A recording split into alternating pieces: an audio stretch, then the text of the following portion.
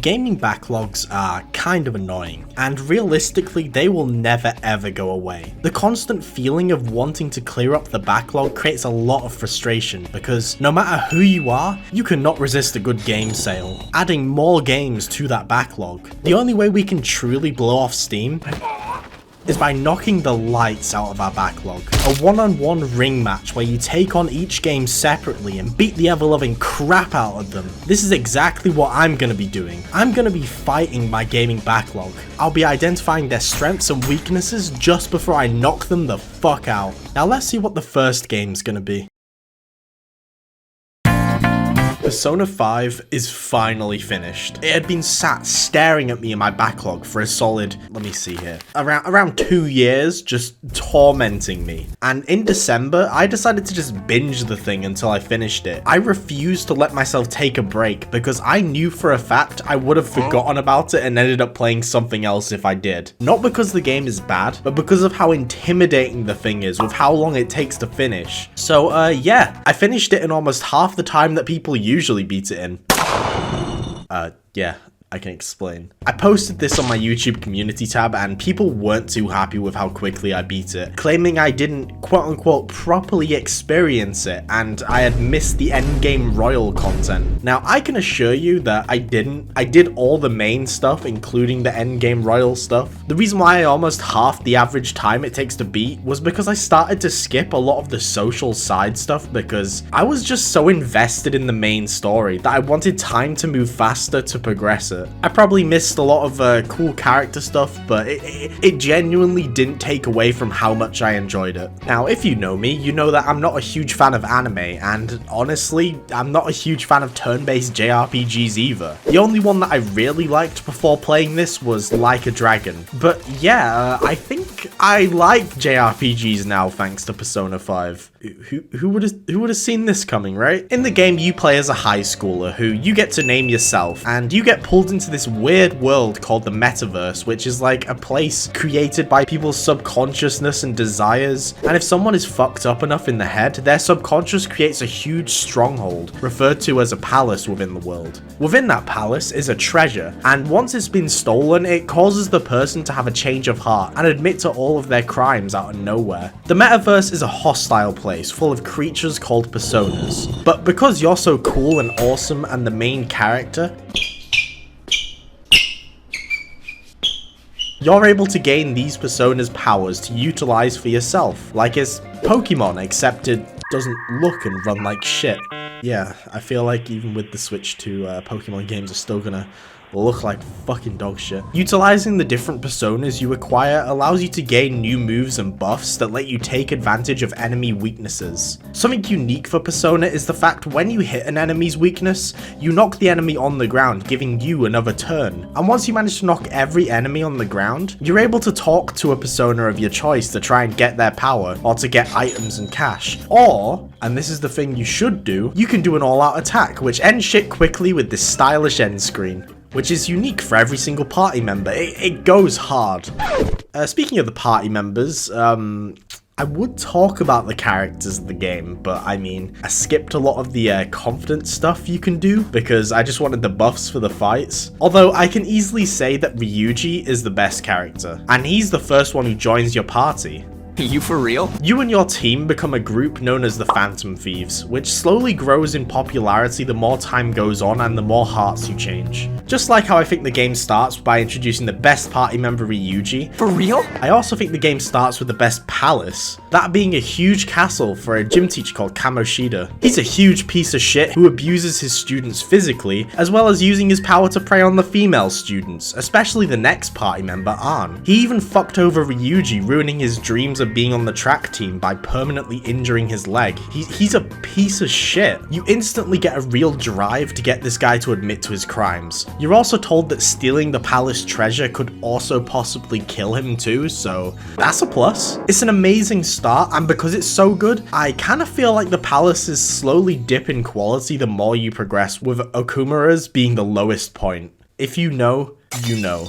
After that, it starts to get better again, but I don't think they get as good as Kamoshida's palace. I also kind of hate Futaba's pyramid palace because it has sliding puzzles. I fucking hate sliding puzzles. Now, palaces aren't the only place where you can engage in the game's combat. There's a giant one called Mementos, which is built up from the general public's desires who aren't corrupt enough to have their own palace. You can explore this place and take on little side missions of people requesting you to change someone's heart. It's also a good place to grind.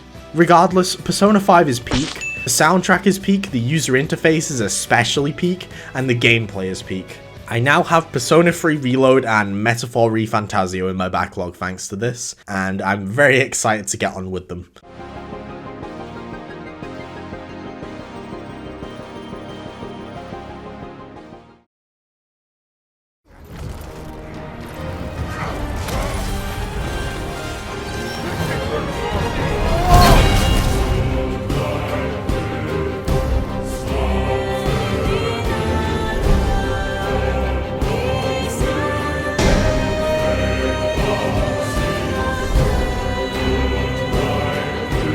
A common trend for my content is I kinda tend to shit on God of War 2018 a lot, and I make it very clear that I'm on that side of people that aren't a huge fan of the direction that God of War 2018 took. I didn't like how Kratos was mellowed out, and I especially didn't like how the combat had changed so drastically, with it going for this close-up third-person shooter-esque camera despite the fact it's an action game, making combat situations feel very claustrophobic.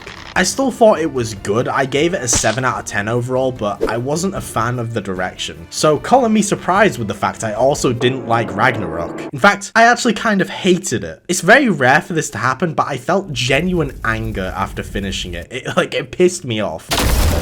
Not because the game is bad, but because of the amount of missed potential and stupid decisions they made for it. So if you didn't already know, God of War 2018 was originally a setup for a trilogy, but for some reason they made a weird decision to combine the ideas they had for the last two games and mash them into Ragnarok. And you can really tell because this game feels like a rushed mess when it comes to the story. It feels like it's going through a million things constantly, pushing you through all of these events just to get to the end-all be-all war, that being Ragnarok. But because it rushed through so many of them, you don't feel anything when you're actually fighting in Ragnarok. It also tries to be this huge thing by introducing Thor and Odin, two characters that were one of the biggest mysteries in 2018. And that mystery is kind of what made them feel intimidating in that game. Then they show up in Ragnarok, you see what they look like, and all of that intimidation you felt hearing all these horrific stories from 2018 is just gone like that. Even after the amazing spectacle fight with Thor, I still didn't find him intimidating. He even kills you mid-fight and revives you just because,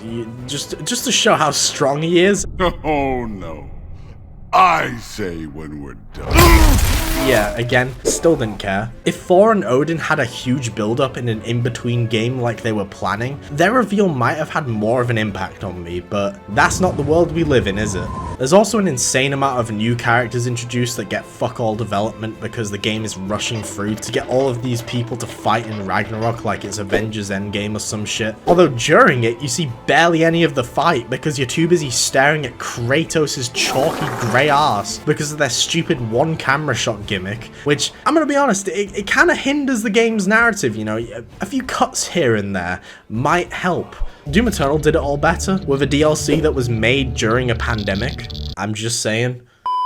Speaking of all the new characters that are introduced, there's actually a scene where some random ass guy you don't even speak to sacrifices himself, and it's this whole big thing that we're supposed to care about, but you don't even know who the guy is because he's had zero development. It sets up a side quest, I know, but it's so shoehorned in and stupid. Speaking of the side quests, the exploration in Ragnarok is like 10 times bigger than 2018. You actually get to explore all of the realms this time, but bigger isn't always better. I didn't find any of them all too interesting despite the variety of scenery, and I preferred the tight exploration in 2018. I can't deny, a lot of these realms look cool, but I can't say I had fun exploring any of them, probably because the gameplay barely changed. Yeah, it still suffers from the exact same problems I had with 2018.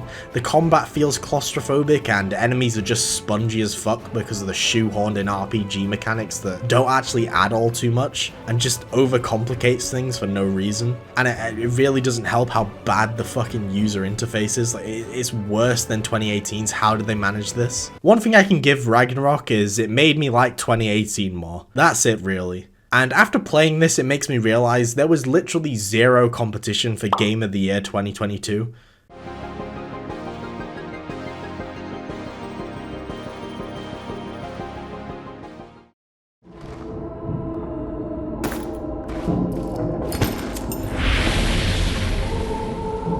Oh yeah, another VR game off the backlog. This time I finished Metro Awakening, which is a game I was very surprised by when it was first announced. Even though the Metro series is probably one of the most immersive series ever created, and bringing the IP into the genre designed for immersion is a no-brainer really, so I don't actually know why I was surprised. It is the polar opposite of Metro Exodus. That game has you spending most of your time on the surface, exploring many open areas, whilst Awakening is entirely focused on the Metro tunnels with a very linear design similar to 2033 and Last Light. Awakening actually takes place before 2033, which is interesting, having you play as a character you actually meet in that game, which I won't spoil. Now, I didn't go in expecting Half-Life Alyx levels of immersion because I don't actually think any VR game has ever come close apart from like Vertigo 2. Despite this though, the levels of immersion in Awakening are still kind of mind-blowing. Being able to physically get your bag out to power up a generator or put your gas mask on and change the filters manually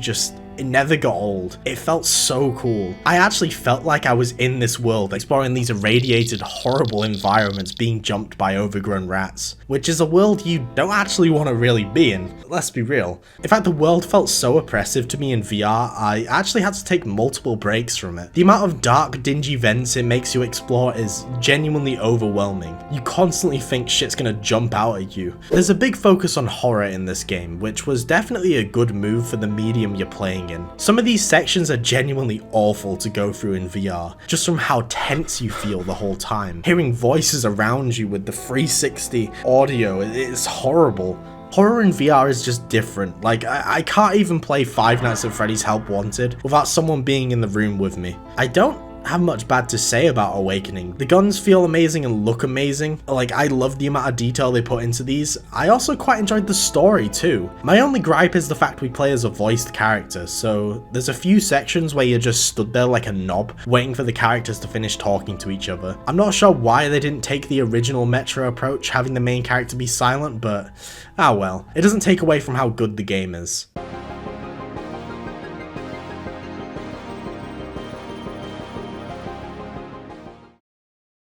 Man, getting through these games is tiring. It's time to get the guest speaker on to let me take a little break for like 3 minutes or something before I move on to the next one. So the guest today is ItsHorizontal with Slay The Spire. Take it away. I love roguelikes. I think they're the best subgenre of game, and they are my favorite. And Slay The Spire is my favorite roguelike. Yeah, you got the Balatro and the Risk of Rain 2 before it fell off, but for me, Slay The Spire is my go. But this ain't no ordinary roguelike. There are cards, which I know that sounds a little boring. You, a card game? Gross. No, this is the best card game. I have like 80 hours in this game. I love it. And I think you should too. I think you should like it. That's my goal. My goal is to kind of sell you on this game. In Slay The Spire, you have 4 characters. And my favorite character, the Ironclad, is Warrior. You just get real buff and you smack people with your weapon, katana. I don't know what this is. But he's cool because he gets a lot of shield, and then he body slams people, and he's just a hunk. And then you have the Silent. You gotta poison people, you throw knives and stuff. You're kind of like a rogue, and it's fun. There's the beep boop robot bitch. He summons a bunch of orbs that do the different things. But mainly what I like to do is I just tase people. He has these electricity balls. I just tase him. He's pretty fun. He's goated. And then the 4th character, no one plays. I kind of forgot she existed, if I'm being real. So now you know the characters. What do you even do? Well, it's in the fucking name. You gotta slay that spire. You go floor to floor, room to room, getting loot, getting relics and stuff to buff your character and make you do special things while also attacking like slime monsters, bird people. One of the bosses is a giant donut. Which brings on to my next point. After completing all of the floors, all the levels, and getting loot, at the end of every floor is a boss fight. And that's my favorite thing about roguelikes. I love boss fights. And the boss fights in this game are really good. except for like 2 of them, like the Time Eater. I hate this guy. I hate him. But the more you progress through the game, the more you play the game, the more cards you unlock, the more relics you unlock, the buff you just unlock a lot more, which makes future runs even better. And one of my favorite things about the game is how each character plays completely differently. The Ironclad is your typical barbarian tank who does a bunch of damage and can take a whole lot. The Silent does damage with poison and block and quick evasive maneuvers, just like a rogue. Beat Boot Bitch is cool and he just tases people. And I still don't know what the 4th guy does. Who are you? And thing is, a lot of people are probably going to be dissuaded from the fact that it is a card game. But when I play this game, and I have 88 hours in this game, I do not consider it a card game. I don't view it like a card game. I just view it like a roguelike. And as a roguelike, it is my favorite and one of the best. But the main reason why I'm bringing up Slay the Spire is because Slay the Spire 2 is coming. And let me tell you, that shit looks magnificent. Oh my god, it looks good. The main reason I'm excited for the sequel is because the first one has a lot of balancing stuff. Like I said earlier, the Time Eater. He's the fun eater.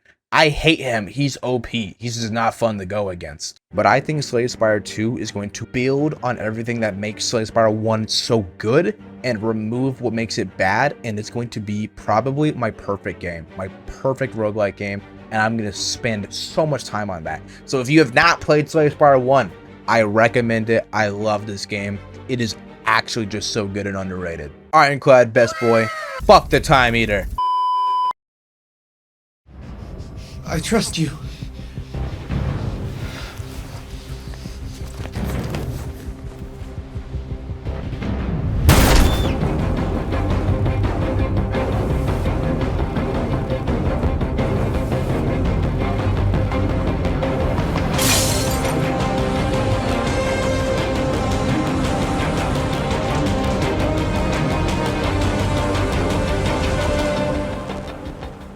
God damn, I was not expecting to enjoy this game as much as I did. I've only played 3 types of games like this before, those being The Wolf Among Us, Life is Strange, and Tales from the Borderlands. Each time I went in not expecting too much, but I almost always came out pleasantly surprised by it. Well, apart from Life is Strange, I'd say that one matched my expectations. Detroit Become Human is definitely one of those games that I was pleasantly surprised by. The game takes place in a dystopian future where a lot of labor and low-end jobs are performed by androids, which obviously creates a lot of friction with them taking over people's jobs and leaving a lot of them homeless, creating a large group of people who resent androids. These things can literally do any job, like a caretaker or even a detective. The 3 androids you play as fall into these job roles that I mentioned, with 2 of them straying from the path, causing the detective to hunt them down, because when an android doesn't follow what they're programmed to do, they're classed as a deviant and need to be taken care of ASAP before they cause any harm. So you're playing as 2 deviants and one that is trying to stop them. I can't lie though, the 2 deviant stories can be mixed bags. The first one you're introduced to is Kara, who was bought to act as a home caretaker for an abusive, drugged up dad and his daughter.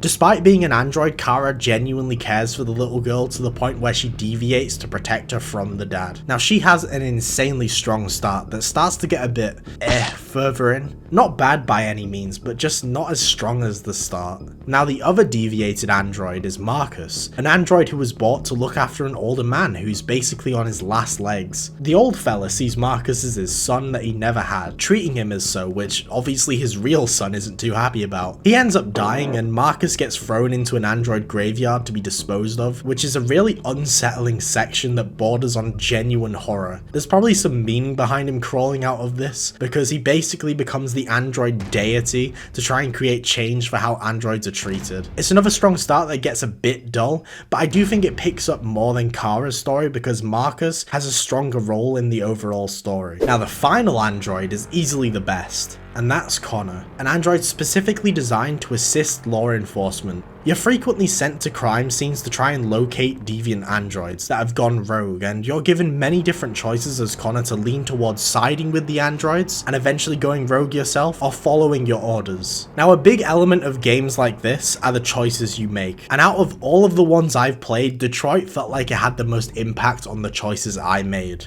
Which is kind of a bummer because I made some really awful choices, thinking it was the right thing to do in the moment. Okay, to be fair on myself, I did make a lot of good choices too, but I ended up fucking everything up near the end and kept making really stupid choices out of panic. The only thing that I can take away from the game is the fact it made my PC blue screen once, and I will never forgive it for that.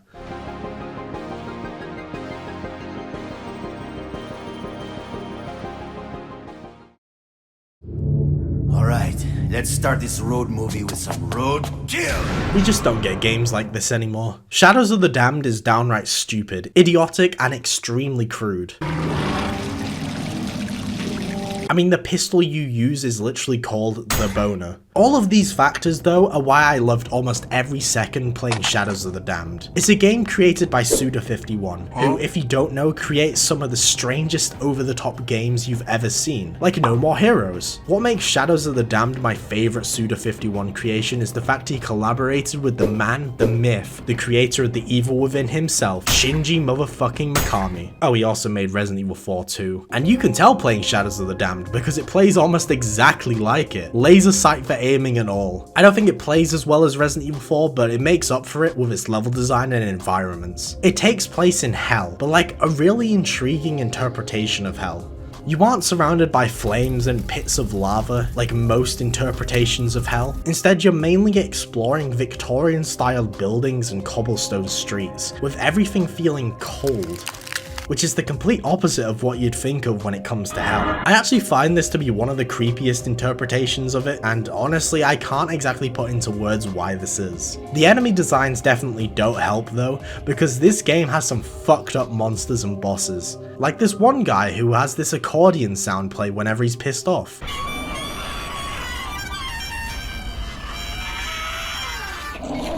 This sound freaks me out, and it makes the boss fight feel genuinely tense because you can just hear it when it's nearby, and its grating sound puts you on edge knowing you could die at any point. Oh, and fucking the guy who composed the soundtrack for Silent Hill did the OST for this too, which definitely doesn't help with the creep factor of it.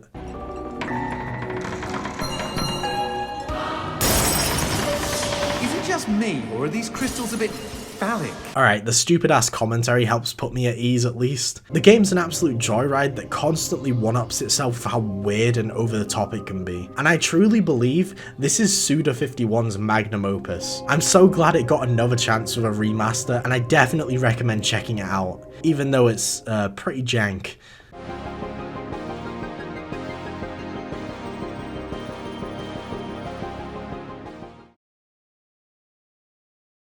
There we go, another bunch of games knocked out of my backlog. Wanna know something funny? My backlog is actually almost 2 times bigger than it was when I first started this series 2 years ago, which means this series is never gonna stop. Oh god.